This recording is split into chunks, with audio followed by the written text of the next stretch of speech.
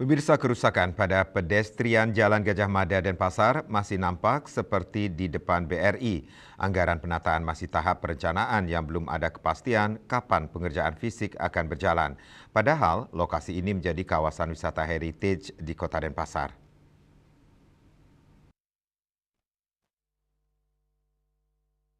Kabid Bina Marga Dinas Pekerjaan Umum dan Penataan Ruang PUPR Kota Denpasar Idayu Trisuci mengungkapkan, penataan Jalan Gajah Mada belum memiliki detail engineering design DED. Demikian pula penataan pedestrian Jalan Gajah Mada baru akan menuju tahap perencanaan di anggaran perubahan. Target pengerjaan fisik inilah yang belum diketahui kapan akan dilakukan, sebab pihaknya masih akan mengajukan anggaran sesuai perencanaan. Diakui pedestrian tersebut banyak mengalami kerusakan, terutama pada lantainya. Namun lantai yang pecah sudah dalam perbaikan.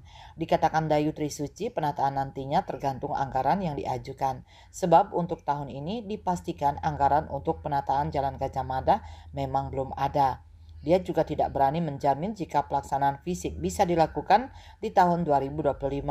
Widya Stuti Bisnis Bali melaporkan.